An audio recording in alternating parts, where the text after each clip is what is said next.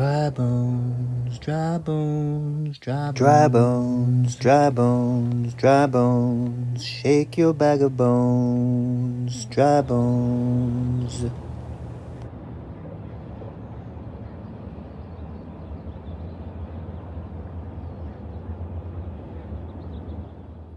Hi, this is Sean Powers, and I'm sitting here with Britt, Hugh in Sacramento, California, in her penthouse apartment overlooking the trees of Sacramento.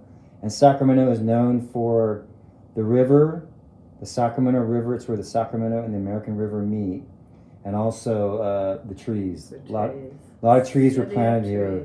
City of trees, because there were a lot of trees were planted here because there was so much water. Now, Britt Hugh has lived in Sacramento for how long? Since 67. 67, wow, okay. And how did you wind up in Sacramento? Well, my husband always wanted to live in California, so he got out a map and he looked on the map and he said, "Oh, here's a Roseville. We'll move there since your name is Rose." Yeah. So we moved to Roseville for a short time, Rancho Cordova a short time, and then Sacramento. Right. Now that makes sense that Rose lives in Roseville. Now, I met you about 40 years ago because I met two of your sons and we became friends. And then I met you and we became friends. And I've always admired your ability to do what you do as an artist and as a performer and as a theatrical person. And have you had any formal training in theater? No, not really, but out at the orphanage we did a lot of shows. A lot of shows for each other? A lot of shows. Some were for each other in the dorm, and then some were actually on the stage, big productions on stage. And were you kind of a leader in that? I wasn't a leader, but I was in all the shows. Right. So you got the feel of what it takes to put on a show, because I know Right. I know you put on a lot of shows yourself, just on your own, for your own spiritual awakening. You know, like it was something that you just did because it was needed. Now, where do you feel like theater serves a purpose in life? Well, for me, it's something out of the ordinary, out of the ordinary day-to-day living. So it's exciting usually, and just for amusement and excitement and creativity. Right, and it brings change. Right. It brings it takes people out of themselves and brings them somewhere else. Right. And that's been one of the main focuses of theater, is to transform a space into another place. And I think you've done that in many places. And one of the places you told me that you lived, because you lived in many places around the country and around the world, you told me at one point that you lived in Mexico. And when did you live in Mexico? The first time, 1988 to the middle of 89. And then the second time, 2005. And I lived there 6 years that time. So 7.5 years altogether. Right, and what area was that in? Guadalajara area. Mm-hmm. And a little south of Guadalajara. And what were the names of the towns that were a little south of Guadalajara? Ajijic and Chapala. Chapala, and there's a lake there or something? A big lake, 55-mile long lake. A freshwater lake. Yeah, only not so fresh anymore. Oh, okay. Now, how did you wind up there? Well, first I lived in Tlaquepaque, right outside Guadalajara. And then I needed to move. So someone told me about Ajijic, that a lot of Americans live there. Mm-hmm. So I checked it out and rented a little house there. Was that a fairly easy move, or was there some difficulties? It was very easy. It was very easy. Uh-huh. And when you wound up there, how long did it take you to feel at home?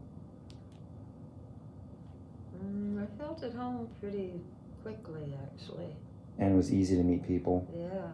I used to go down to this Mexican restaurant where a lot of people had breakfast, And I'd go in, sit down, and every time I was there, someone, American or Canadian, would buy me breakfast, and I'd take them home with me and show them art.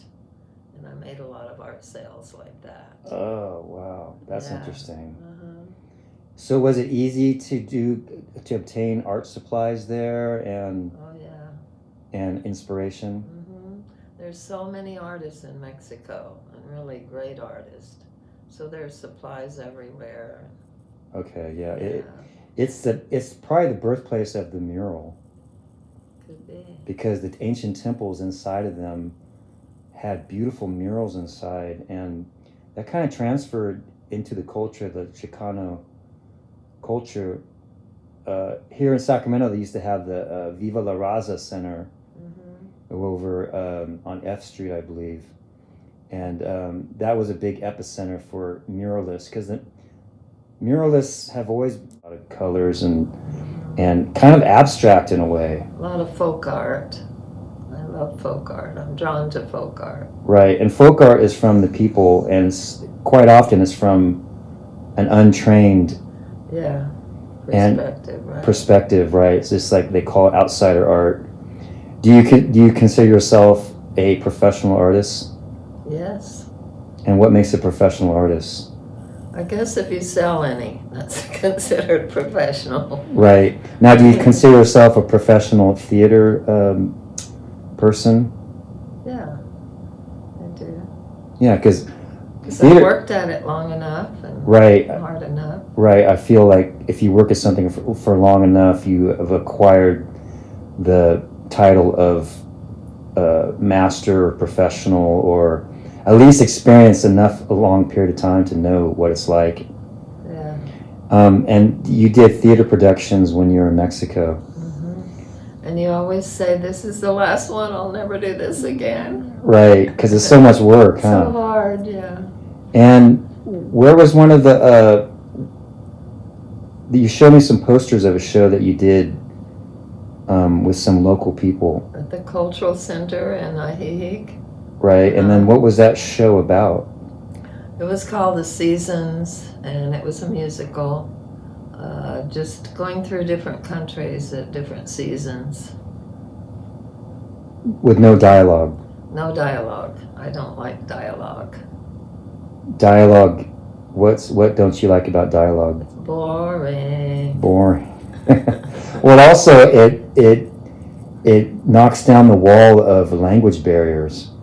Yeah. Everybody can understand it, because Right. music is the language of the universe, of the world, and so is theater. Mm-hmm. But you chose to have no dialogue, maybe an introduction or hello, goodbye. Yeah, a little introduction. Right, Yeah. and I'm sure people really appreciated that there was just pure movement and costumes. And did you make all the costumes? I did.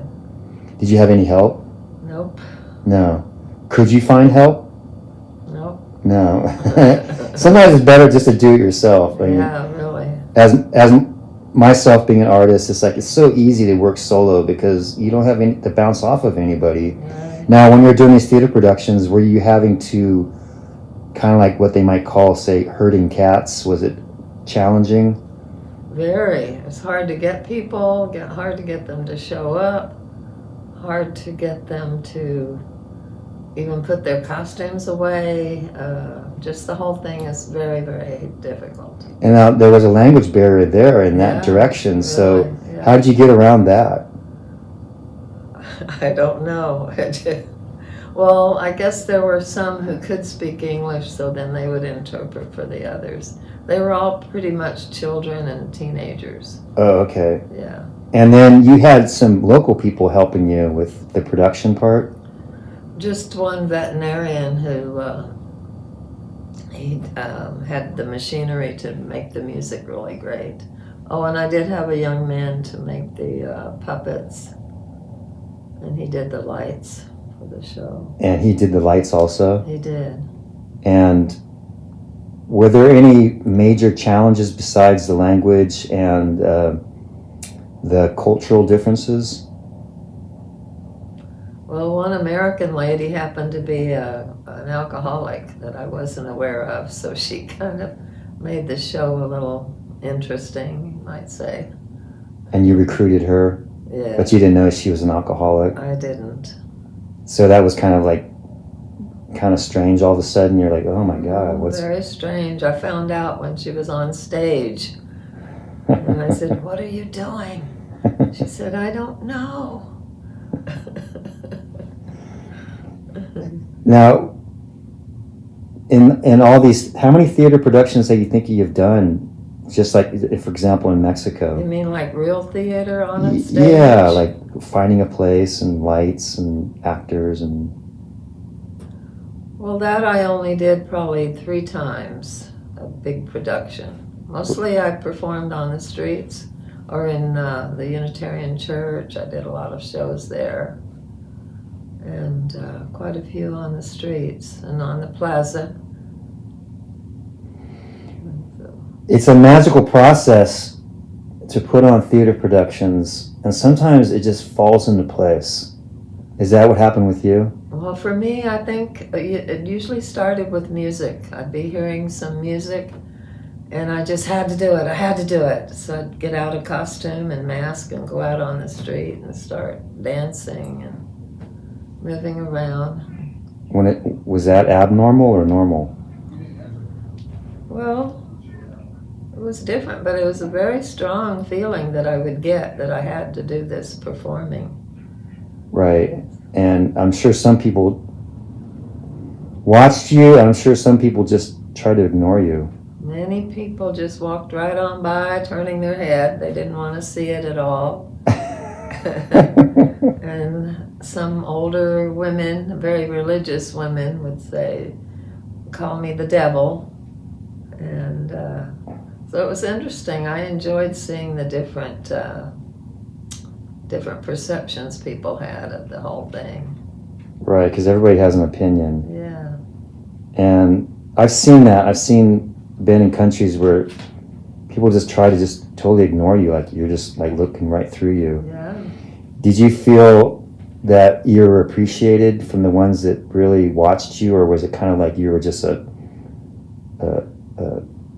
something just to watch and to make fun of, or were you like, did you feel like you were achieving what you were trying to achieve? Yeah, it wasn't a whole lot of people, but the ones who did enjoy it really enjoyed it. And usually they were sort of educated people and cultural people. Now, you talked about being in an orphanage and doing theater in the orphanage. Do you think being in the orphanage inspired you to do art and be creative? Yes, art and theater and writing, and I started writing first of all, of everything. Writing what? Oh, just little short stories. Right, and did you start thinking like, oh, I could make a play out of this? Or... Never. I just thought of it as just getting something out. Getting something out, yeah. Just releasing some sort of weird energy I had. And who was inspiring to you in the orphanage? Was there any particular person that was like really... My 6th grade teacher started me painting. Mm-hmm. She had paints, oil paints and canvas in the back of the room, so she set me up to paint in the back of the classroom. With some other kids or just you? Just me. Oh. So she might have saw you drawing a lot. She saw me drawing, making paper dolls. Oh, and she thought, so she said, would you like to learn to paint? I said, yes. And so you've been painting for a long time. Oh, yeah. And also she loved Mexico. She was always talking about Mexico. Oh, wow. But I had no idea where that was or what it was, or that didn't really click or whatever. But years later, living in Mexico, I thought, oh, Mrs. Speece loved Mexico and all the colors and everything. And you were raised in Texas. Yes, Waco, Texas. Waco, Texas. Waco stayed home. And so that was kind of in a way part of Mexico, the Mexican culture. Or was it way up that far up? I don't know. I'm not sure, but we did some dancing that would be from Mexico, some folk dancing. Right. And when you were a kid, did you travel any? Before the orphanage, we traveled constantly because my folks were migrant farm workers. Mm-hmm. So we traveled constantly. Seasonal. Yeah. So it was always like, okay, we're getting up and moving now. So you probably didn't have a lot of stuff. We didn't have much at all. My dad had a few tools, Mm-hmm. and we had a couple of beds, a few kitchen things. Not really much. Did you ever have things that kind of went with you everywhere? Just my dad's tools, probably. Right. And when you were a little kid, did you ever see artists or see theater productions or anything like that? No, just starting at the home. Mm-hmm. You never saw anybody drawing? Oh, I went to movies a lot. Oh, I okay. used to sneak in the movies. So I did see a lot of movies as a little girl. Okay. And you also talked about going to a lot of churches. Yeah, I went to mostly black churches. I loved the music, the singing. It was different. Yeah, it was more happy, I thought. Mm-hmm. And I noticed you've done a lot of paintings about that era in your life. Yeah, It seemed to have played a big role in your life. yeah. The black church and just the people and their energy and Mm-hmm. just in general, people's energy. I see it in your paintings. People in groups, faces, Yeah. colors, shapes, things just vibrant. You like to use color. Mm-hmm. Yeah. Is there ever going to be a time when you think you see yourself not painting? Never. Unless my hand goes out on me. And then you'll hold the paintbrush in Then your I'll mouth. use the other one. If that goes out, I don't know what I'll do. Yeah. And do you see art as an escape or a window or a path out? I think all those things. Yeah, I see it as everything. It's just everything to me. Right. And I've also noticed that you're not scared to show off your talents, or some people stop doing art because they get judged upon. But I feel like you've never walked that path. No, I don't care about people's criticism or anything. This is for me, and it's my life, and I love it, and so I'll always do art. It's a great gift.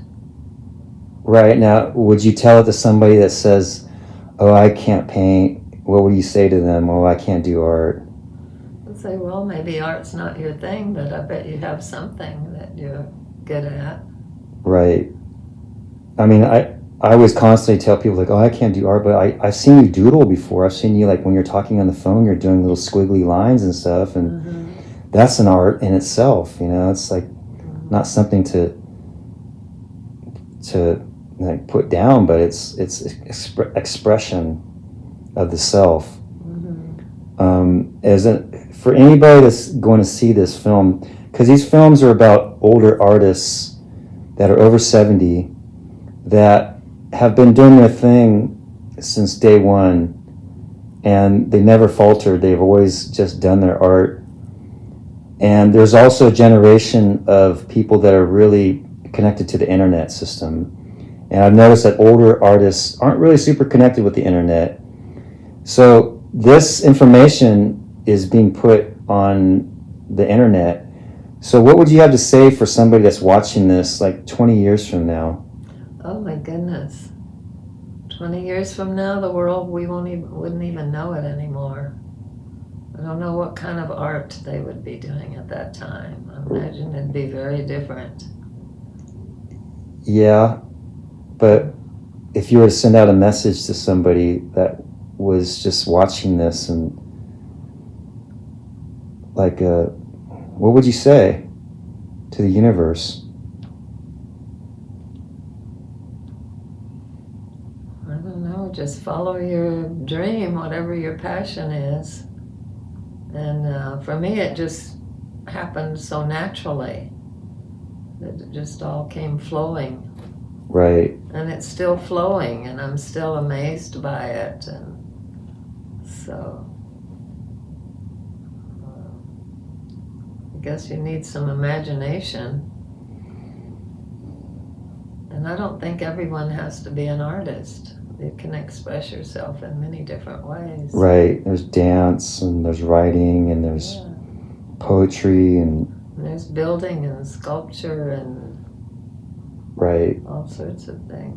And being kind is an art in itself. Really? Communicating, talking with somebody is an art. That's a good one. Just learning to talk with somebody. I think that's something we're losing day by day is small talk. Mm-hmm. You know, you start off with the weather, and then you go from there to like, how's your day? And but I've just noticed over the last few years that people just get so sucked into not communicating with each other. No.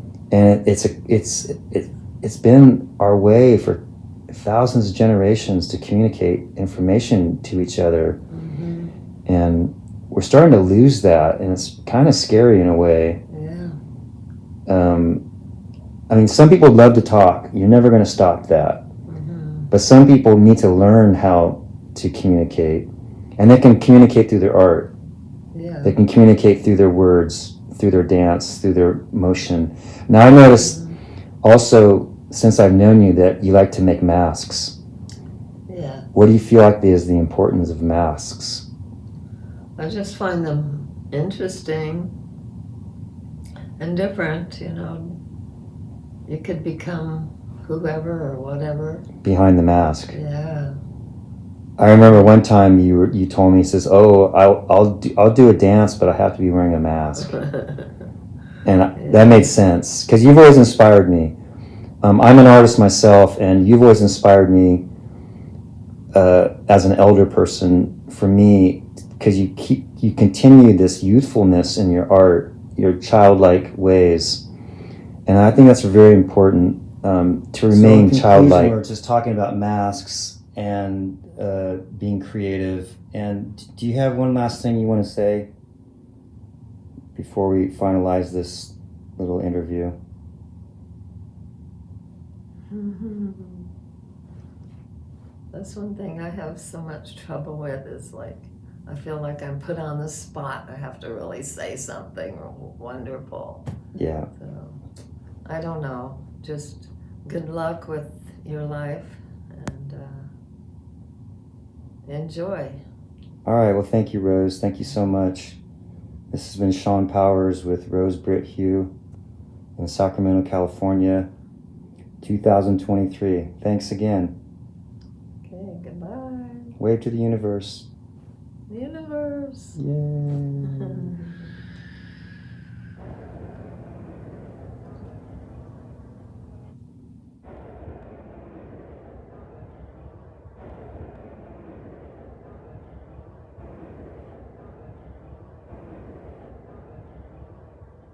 Zim, dry bones, zim, bones, zim, bones, dry bones, dry bones, dry bones.